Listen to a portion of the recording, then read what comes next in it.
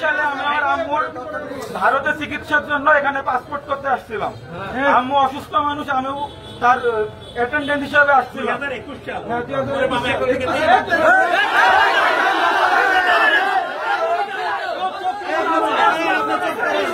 3 বছর কি সময় হয় না নাকি?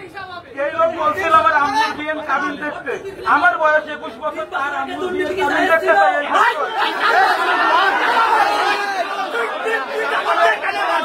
আমার বাসা এই জায়গায়, ঘুরাইছে।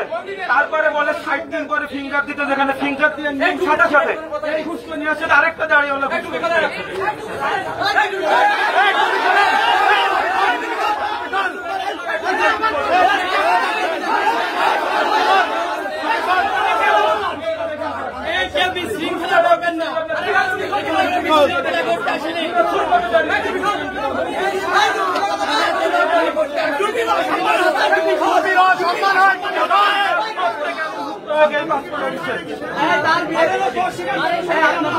এই 5 তারিখের আগ পর্যন্ত এই রাজপথরা, এই দালালরা, এই চাটুকাররা তাদের কর্মকাণ্ড চালিয়ে গেছে।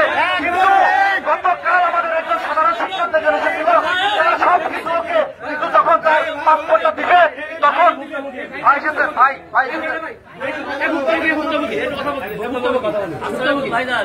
ভাই আমি আজ 2 মাস পরে পাসপোর্ট করতে দিয়েছি ভাই, আজ রিসিভ নিয়ে আইছি, আজকে বছর পাসপোর্ট হবে না।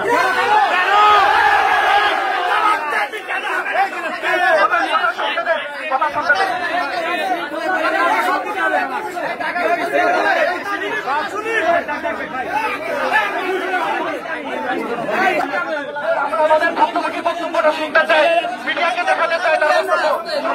সবাই সমাপ্ত করবেন না, তা করার আমরা করছি, আপনারা অপেক্ষা করেন একটু। ভক্তভোগীর বক্তব্য শুনি, মিডিয়া জানুক। এরা এখনো অস্বীকার করছে।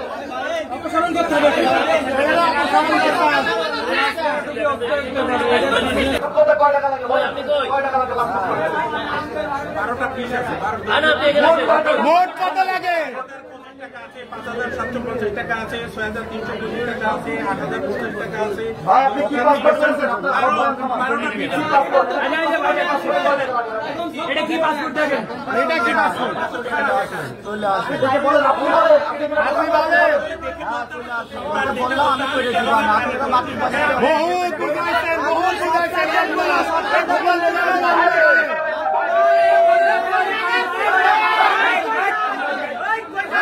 এই এরিয়ার মধ্যে ঢুকে যাওয়া গালা ভাই, এই এরিয়ার মধ্যে ঢুকে কাছ থেকে ছুটি নেবেন না, দুটো পেজ পরিকল্পনা ছিল না, কিন্তু এই 5 তারিখের পরেও তারা দুর্নীতি, অপকর্ম, অন্যায় করেও এখন অস্বীকার করছে এবং চোরা গলায় আমাদের উপর কথা বলার চেষ্টা করেছে। তাই সাধারণ শিক্ষার্থীরা দাবি তুলেছে যে এরকম স্বৈরাচারের দোষরদের এই ধরনের পদে থাকার কোন নৈতিক অধিকার থাকে না। এবং আমি জনগণকে আহ্বান করতে চাই যে শুধু সরকারি অফিস কর্মকর্তাদের নয়, আপনাদের নিজেদেরকেও সচেতন হতে হবে। আপনারা কোনো দালাল ধরবেন না, কোনো পাইরেসি করার চেষ্টা করবেন না, নিজেরা সৎ হন, দেশের মানুষকে সচেতন করুন এবং একটি সুন্দর বাংলাদেশ, স্বচ্ছ জবাবদিহিতামূলক বাংলাদেশ প্রতিষ্ঠায় কাজ করুন। এখন আমাদের কর্মসূচি অন্যতম, বাংলাদেশের অন্যতম আরেকটি দুর্নীতির আখড়া, দালালের আখড়া, BRTA অফিস। ধন্যবাদ।